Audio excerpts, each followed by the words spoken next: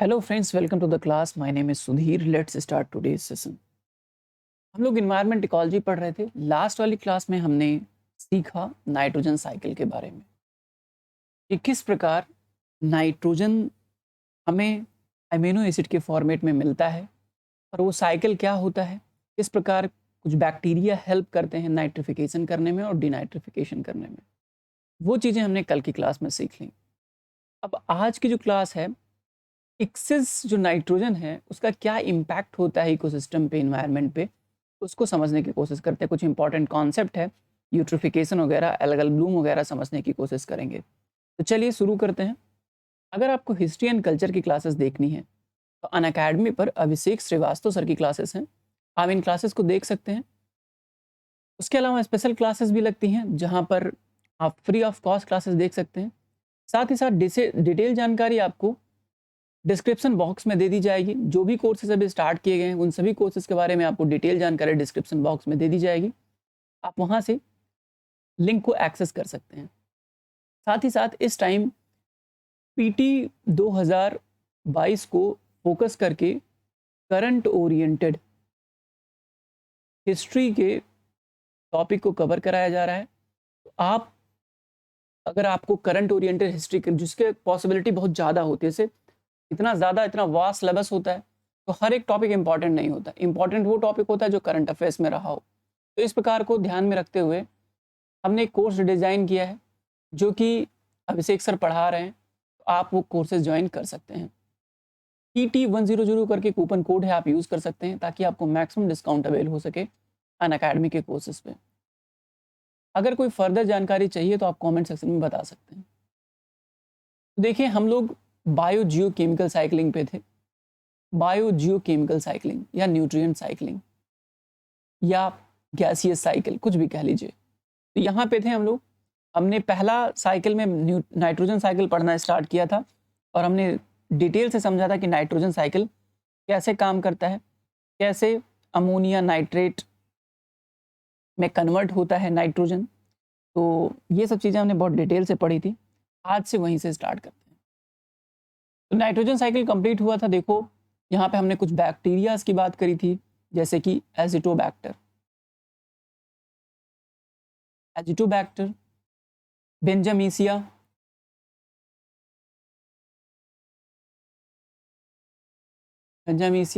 इन सब की हमने बात करी थी। क्लस्ट्रोडियम वगैरह, तो इन सब की बात करी थी। ये नाइट्रीफाइंग बैक्टीरियाज थे।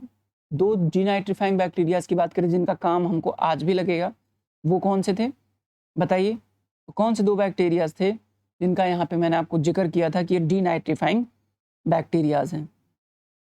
बताइए। पहला था थायोबैसिलस और दूसरा कौन सा था? ये सब याद रखना नाम इनका, और आप आंसर राइटिंग करेंगे तो इनका नाम आप लिखें, ठीक है?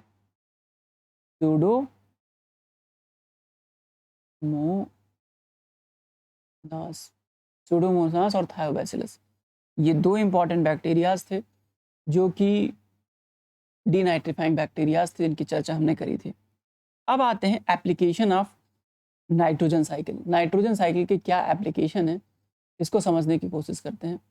ये देखिए, यहाँ पर सब कुछ चीज़ें दी हुई हैं, एक एक करके मैंने आपको बता दिया था।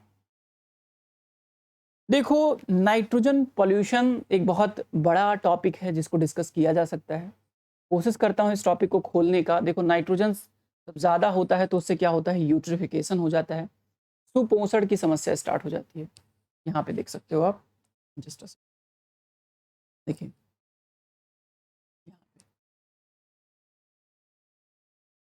यूट्रिफिकेशन, हिंदी में बोलते हैं इसको सुपोषण। सुपोषण, तो ये यूट्रिफिकेशन क्या चीज़ है, क्या भला है सुपोषण? देखो, सुपोषण में सिंपली यही होता है कि जब फर्टिलाइजर्स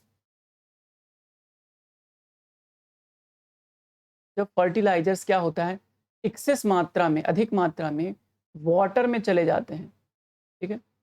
तो वाटर की न्यूट्रिशन बढ़ने के कारण से बहुत सारे प्रॉब्लम क्रिएट हो जाती है वाटर में। उसमें एक सबसे बड़ी प्रॉब्लम है एल्गल ब्लूम, बहुत सारी काई जम जाती है, जो नहीं, मतलब काई को न्यूट्रिशन चाहिए होता है फंगस को, ठीक है, तो न्यूट्रिशन जैसे मिला तुरंत ढेर सारे फंगस जम गए, ठीक है, ज़्यादा मिल गया तो और ज़्यादा फंगस हो गए। तो यूट्रिफिकेशन, सुपोषण, ज़्यादा पोषण के कारण से जो वाटर बॉडीज में ऑक्सीजन लेवल कम हो जाता है। देखो वाटर लेवल में ऑक्सीजन लेवल कम हो जाएगा, अभी आगे इमेज में दिखाऊंगा। वाटर लेवल में ऑक्सीजन कम हो जाएगा, सनलाइट बहुत सारा, मान लो एक लेयर बन गई, ढेर सारी लेयर बन गई जो है फंगस की, ठीक है, तो अब ऊपर से जो पहले सनलाइट आती थी वो सनलाइट ब्लॉक हो जाएगी, नहीं ब्लॉक हो जाएगी। ऑक्सीजन के कंटेंट जो बहुत ज़्यादा मात्रा में पानी में घुल जाते थे वो भी कम हो जाएगी, क्योंकि बहुत सारे नए नए एनिमल आ जाएंगे। उनको डिकम्पोज करने के लिए, नए नए एनिमल्स को डिकम्पोजिशन प्रोसेस के लिए जो माइक्रो ऑर्गेनिज्म है उनको भी ऑक्सीजन की ज़्यादा डिमांड हो जाएगी, तो ऑक्सीजन की मात्रा कम हो जाएगी, तो बीओडी भी बढ़ जाएगा, सीओडी भी बढ़ जाएगा। अगर यूट्रिफिकेशन होता है, सनलाइट तो कम हो ही जाएगा। खैर इस टॉपिक को भी डिटेल से समझने की कोशिश करेंगे अभी आगे। चलो, एक नाइट्रोजन पॉल्यूशन में सबसे दिक्कत इस टाइम है बायोमास बर्निंग। देखो बायोमास बहुत ज़्यादा मात्रा में, एक मिनट, एक पेपर ये वाला, ठीक, देखो एक सबसे बड़ा इस टाइम प्रॉब्लम चल रहा है वो है बायोमास बर्निंग का।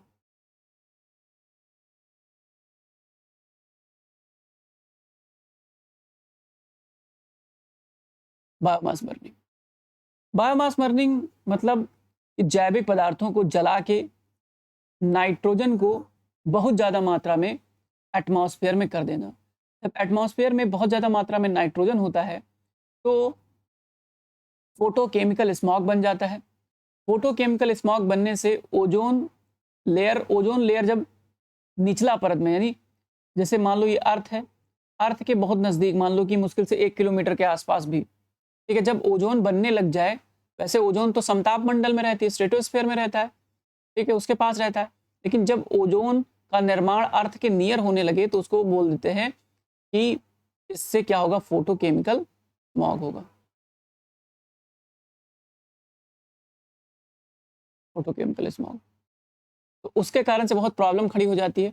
ये अभी आगे हम लोग समझने वाले फोटोकेमिकल स्मॉग कैसे बनेगा। खैर, तो बहुत ज़्यादा मात्रा में अब ये क्यों हो रहा है, ये फोटोकेमिकल, और ये ओजोन क्यों बन रहा है, ओजोन क्यों बन रहा है अर्थ के नियर, इसलिए बन रहा है क्योंकि स्टबल बर्निंग बहुत ज़्यादा हो रही है।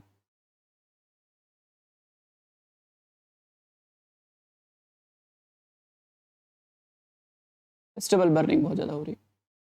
उसके अलावा क्या हो रहा है, क्यों ये बहुत ज़्यादा नाइट्रोजन रिलीज हो रहा है, बहुत ज़्यादा नाइट्रोजन इसलिए रिलीज हो रहा है क्योंकि झूम कल्टीवेशन होती है। झूम कल्टीवेशन, झूम कल्टीवेशन का क्या मतलब होता है कि पहले क्या करते हैं कि किसी कहीं पे मान लो खेती करनी है तो वहाँ पे जो प्लांट्स होंगे बहुत सारे, ठीक है, उन प्लांट्स को ये पहले आग लगा देंगे इसमें, ठीक है, आग लगा देंगे। आग लगा के क्या होगा कि ये प्लांट यहाँ पे ख़त्म हो जाएगा, तो इससे जब जब ये राख हो जाएगा तो राख क्या बन जाएगा, फर्टिलाइजर में कन्वर्ट हो जाएगा, ठीक है, और फर्टिलाइजर में कन्वर्ट हो जाएगा तो जाहिर सी बात है कि क्रॉप अच्छा होगा, फसल अच्छा उत्पादन होगा, यही होता है। फिर क्या करते हैं, क्रॉप उत्पन्न कर लिए 4-5 साल 10 साल यहाँ पे उत्पन्न किए, जब इसकी फर्टिलिटी खत्म हो गई उस लैंड की, आगे गए वहाँ पे जो प्लांट था उसको जलाया, इस प्रकार झूम कल्टीवेशन करते हैं। खैर, तो ये भी एक बहुत बड़ा रीजन है किस चीज़ का, आपके जो है नाइट्रोजन को बहुत ज़्यादा मात्रा में रिलीज करने का या नाइट्रोजन पॉल्यूशन फैलाने का। अच्छा, फॉरेस्ट फायर बहुत ज़्यादा हो रहा है, फॉरेस्ट फायर बहुत ज़्यादा, आग लगने की घटना बहुत बढ़ रही है, तो फॉरेस्ट फायर बहुत ज़्यादा होने के कारण से भी नाइट्रोजन बहुत ज़्यादा मात्रा में रिलीज हो रहा है। उसके अलावा garbage firing, garbage burning, garbage burning बहुत ज़्यादा हो रही है। उसके अलावा कोल और व्हीकुलर पोल्यूशन, गाड़ियों से बहुत ज़्यादा मात्रा में नाइट्रोजन रिलीज हो रहा है, जिसके चलते क्या हो रहा है, नाइट्रोजन पोल्यूशन। नाइट्रोजन पोल्यूशन जैसे जैसे ज़्यादा होगा वैसे वैसे क्या होगा, फोटोकेमिकल स्मॉग बढ़ेगा, ओजोन ज़्यादा बनेगा और फोटोकेमिकल स्मॉग बनता चला जाएगा। ये कुछ बातें थी जो नाइट्रोजन पोल्यूशन से जुड़ी हुई थी। उसके अलावा पोल्ट्री इंडस्ट्री से बहुत ज़्यादा मात्रा में नाइट्रोजन रिलीज होता है।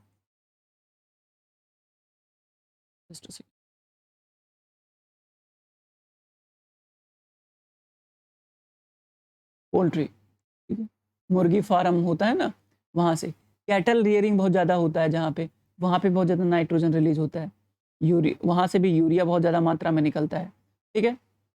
और बहुत ज़्यादा मात्रा में क्या करते हैं हम, एक और रीजन यहाँ पे लिख देते हैं, बहुत ज़्यादा मात्रा में क्या करते हैं, नाइट्रोजन फास्फोरस फर्टिलाइजर, नाइट्रोजन और फास्फोरस का क्या करते हैं,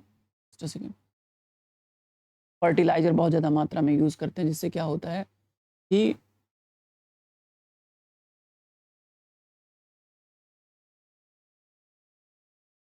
नाइट्रोजन फास्फोरस का फर्टिलाइजर बहुत ज़्यादा मात्रा में यूज करते हैं, जिससे क्या होता है कि क्रॉप में बहुत ज़्यादा मात्रा में क्या चला जाता है, नाइट्रोजन, ठीक।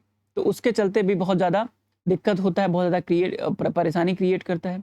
और जब फसलों में ये चीज़ें चली जाती है तो बहुत ईजिली पानी जब इसकी सिंचाई होती है, खेतों की सिंचाई होती है और जो फास्फोरस और नाइट्रोजन से युक्त होता है, तो जब बहुत ज़्यादा सिंचाई होती है तो पानी जो है बह के कहाँ चला जाता है, बह के जाता है नदियों में, और नदियों से समुद्र में चला जाता है। तो क्या होता है, एल्गल ब्लूम की समस्या स्टार्ट हो जाती है।